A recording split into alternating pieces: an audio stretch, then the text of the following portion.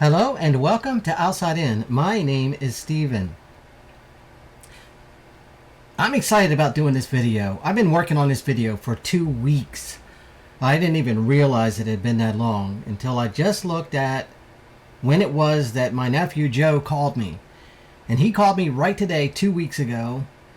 And he said that the last video that I just did repairing the RD6024 that was damaged, he noticed in that video that I had a variable transformer, and he wanted to know if I wouldn't mind doing a video using a full bridge rectifier. So thank you, Joe. So that's what we're going to be doing.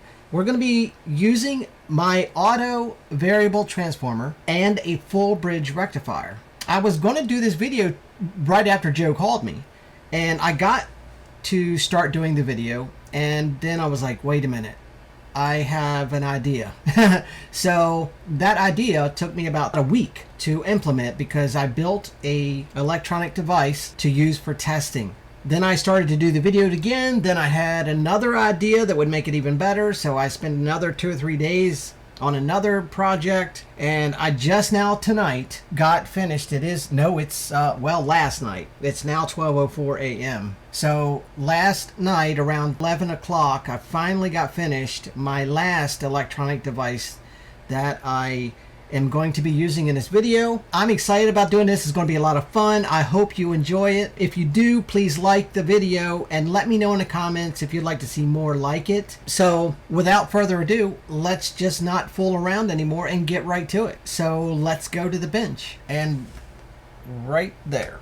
Now I know this looks crowded, but it's because everything that I decided to do for testing this. I'm excited. I've been doing a lot of playing around with this.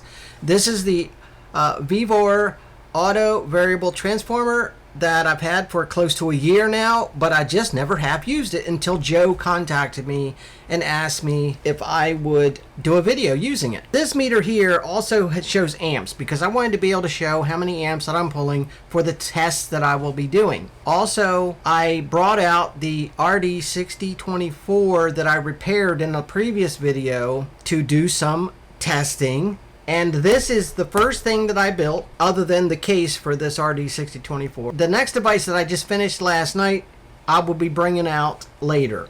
And then I made a load, pull an 11 amp draw. I do have this Zoe multimeter that is also a oscilloscope. This is the first time that I've ever used an oscilloscope in my entire life, but I've had so much fun with this. And let's turn on the transformer. I already have the probes connected, so let's power this on and let's auto range.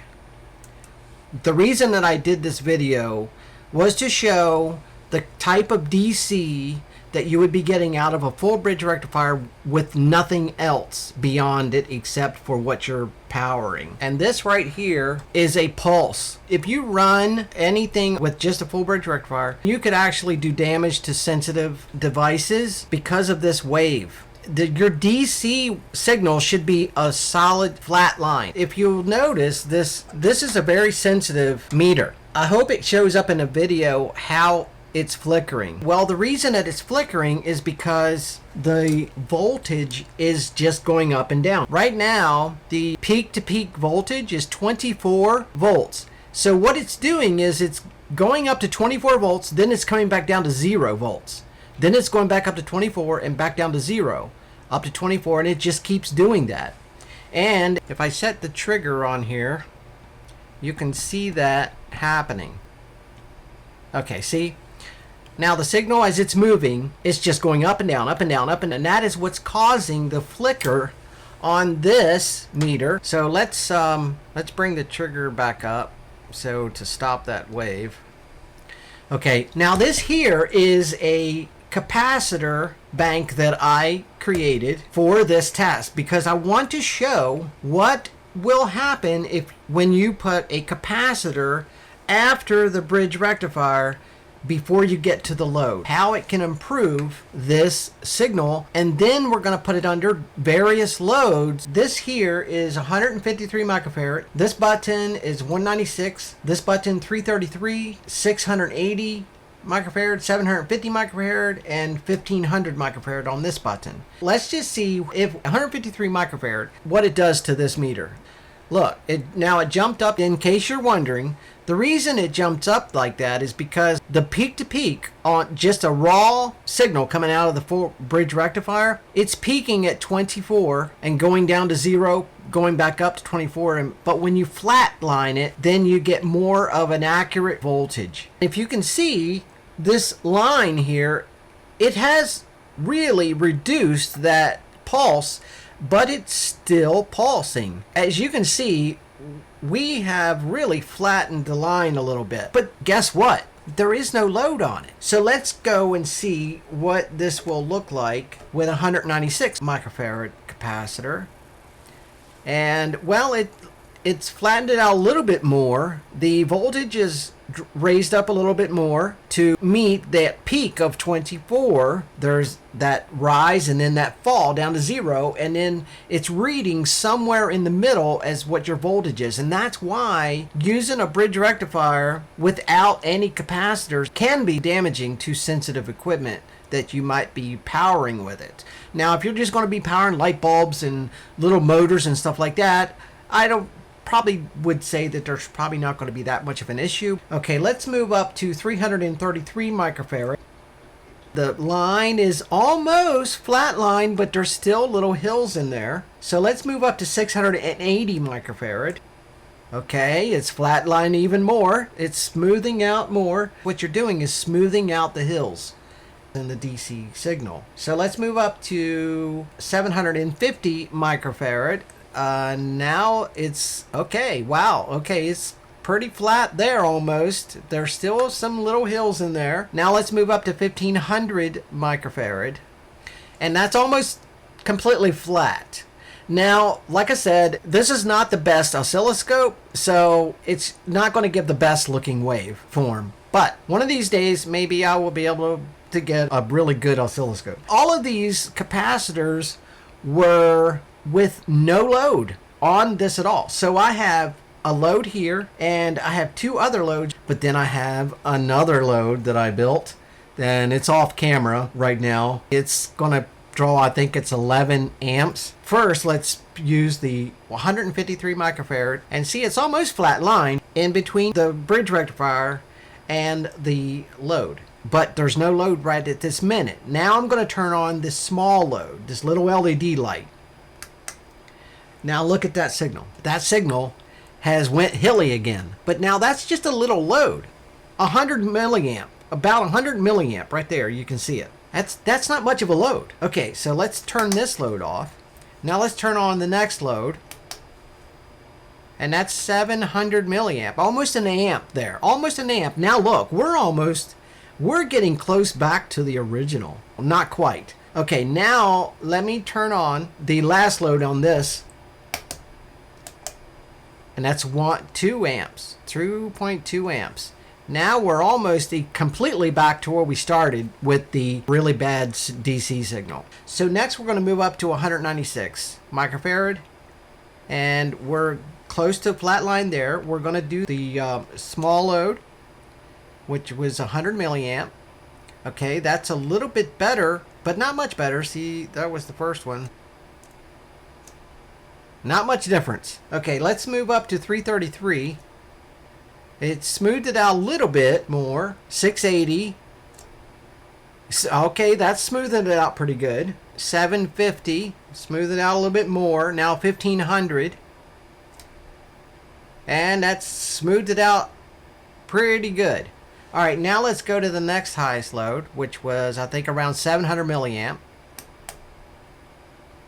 Wow. That has distorted the signal. And that's only 700. That's not even an amp at 1500 microfarad capacitor. Now let's try the 2 amp one. Yeah, 2.3. Now, yeah. Okay, so this is the signal after the 153 microfarad. And now after the 1500 microfarad, you get that. So it is flattening out a little bit, but it's still jumpy. The DC is pulsing, which it should not be pulsing. It should just be a steady line. Now what we're going to do I want to turn on my beefy load that I made, and let's see what that does. Now this is the 1500 microfarad. Now let me turn on the beefy load, 11 amps I think it is, and you'll see it right here. So here we go. Okay. Okay, all right. Okay, wait, now that's 12 amps. That signal looks really steady. But the problem is, it's just that pulsing still. It's still pulsing. Okay, so here we go. This is my latest build. I love this thing. This is my new capacitor bank. I have 10 capacitors in it, a total of 47,000 microfarad or 4.7 millifarad. I can turn on each capacitor individually up to the full amount. I see a lot of people using one capacitor, and then I see other people using two in parallel. Well, I have up to 10 to use, but first we have to plug it in.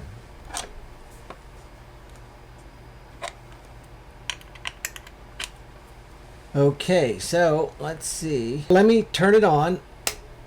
So let's turn on the first capacitor. Oh, look at that. Oh my goodness. That almost, that's a flat line. This is not the best oscilloscope, but to me that looks pretty flat. That's beautiful. Okay, so let's try the small load, the 100 milliamp load, and see how that affects the signal. It's just a little noisy. No big deal though. This is the 700 milliamp load. It's kind of pulsing now. With one. That's just with one 4700 microfarad. So just because you put a 4700 microfarad capacitor in line with your bridge rectifier and your load doesn't mean that you have a really good signal, because that's only 700 milliamp. Now let's move to 2.3 amps and see what it does to the signal. Look, 2.8 amps. Wow, that really is affecting that signal with just one capacitor. Okay, so let's go to the big load. 11 amps or something, 12 amps. Here we go. Okay. Not nearly as big as it was before, but it is getting bigger. Okay, so let's try this 2.8 amp load and then let's turn on the second capacitor. This would be running two 4700 microfarad capacitors in parallel. It has brought it down a little. Wow. Okay, so that's two 4700 microfarad in parallel after the bridge rectifier before the load. So it still is showing pulsing. So what if we put three 4700s in parallel? Will it affect the signal? Okay, yes, it's smoothing it out even more. So let's put 4 in there. Add a little bit more. See if we can flatline that. It's getting just a little bit flatter all the time, but not much. But it doesn't look like it's affecting the signal much. Even up to 47,000 with a 2.8 amp load. The next thing I want to try is I want to put the full bridge rectifier into the RD6024, because I want to see if this has any smoothing capacitors in it, because all this is a controller. This here is the RD6024 full power supply. Can we get just as good using our variable power supply and a full bridge rectifier? So let's see. We'll turn this one on. Now this is running off of the full bridge rectifier with no capacitance. Oh my goodness. Look how smooth that is. That's incredible. Okay, this is just the controller. This is not a power supply. It's just a controller. So it took that choppy, pulsy, DC, raw signal from the full bridge rectifier and flattened it. So, wow. But there's no load on it. So now let's just go right to the I think it was 2.3 or 2.8. Okay, so let's turn that on. 2.5. Okay, the signal did start to pulse now. It is starting to pulse. But this is just the controller though. Now this here, I'm sure it will do a lot better because it has a switching power supply, which also has smoothing capacitors in it as well. But we're going to add some capacitance here and see if we can improve this signal.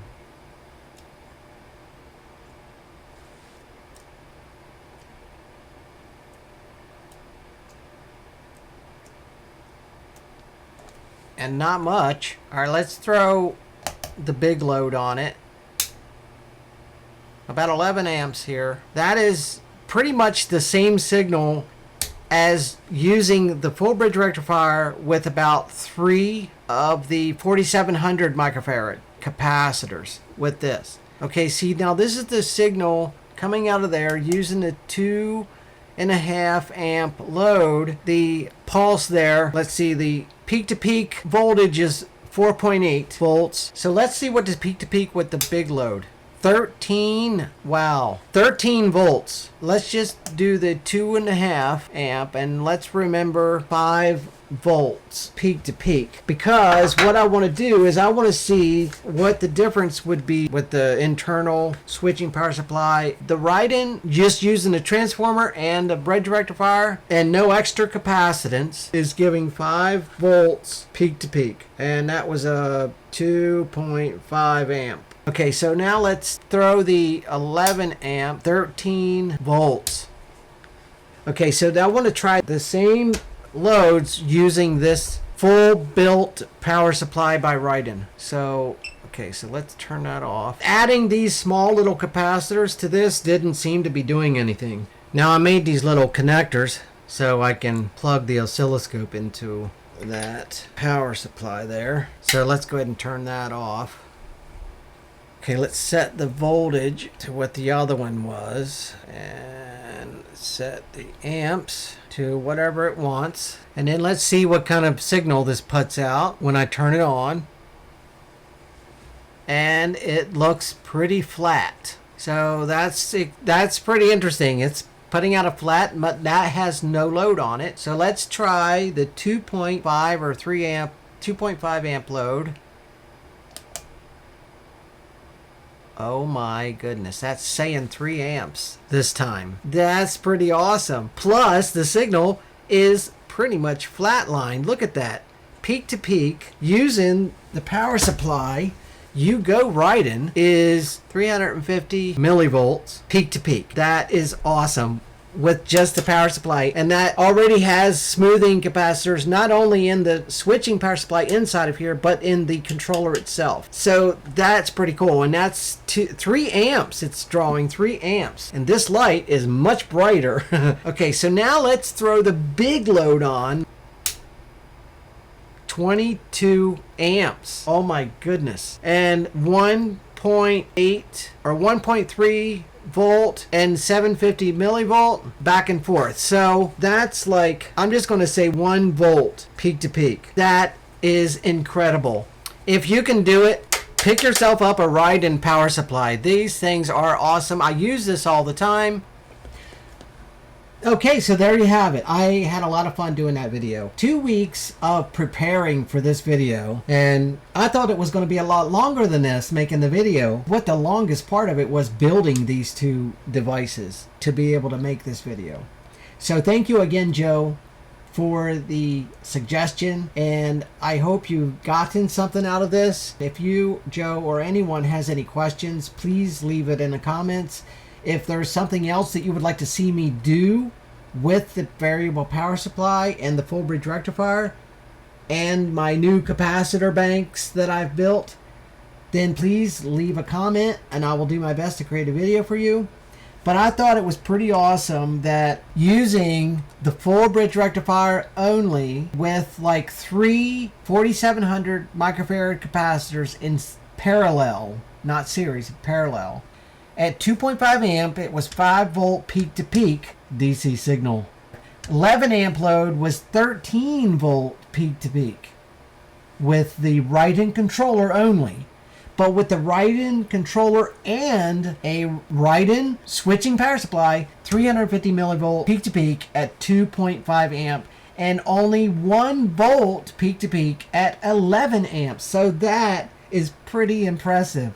This was a lot of fun and very, very interesting results that I got. What's even better is that anyone can use a full bridge rectifier with no issues, as long as you're using some capacitance in between the rectifier and your load. If you need a power supply but you just can't afford to buy one, get yourself a full bridge rectifier. You can even just plug it into your outlet, into your wall. But here's the problem with that. You're going to be putting out about 150 or to 170 volts DC. So you need to have something like a transformer to bring that voltage down before it gets into the rectifier. But you could just use any kind of AC voltage regulator to bring your 110 down to a workable, voltage that you would like to work with.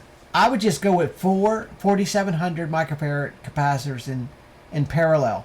Now make sure that whatever capacitors you choose is the right voltage.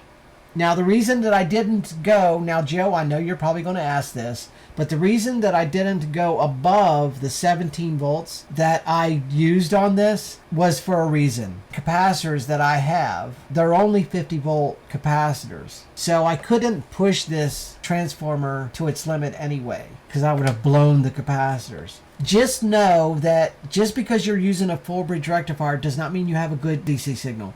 You want as flat a line as possible. As you saw, the 1 meter was flickering without any capacitance at all. So that means that flickering is going through your devices, that constant pulse, instead of a flat DC line, which is what you want, a consistent voltage. I will put a link to the transformer that I have. I will put a link to the full bridge rectifier that I used and capacitors that I used. You could get a variable power supply, a full bridge rectifier, and several capacitors, and have yourself a decent power supply. You have your control with your variable power supply. All you have to do is just turn the variable power supply voltage down, AC voltage down, to vary the DC output. So for less than $100, you could have a decent power supply. So I hope you got something out of this. I hope this was helpful. I hope it was useful to somebody. And I will end the way I always do. Take care of yourself. Take care of each other. Find someone that needs a reason to go on and give them that reason. Find someone that needs to laugh. Make them laugh. And in the words of Tiny Tim, God bless us, everyone. And I will see you in the next one.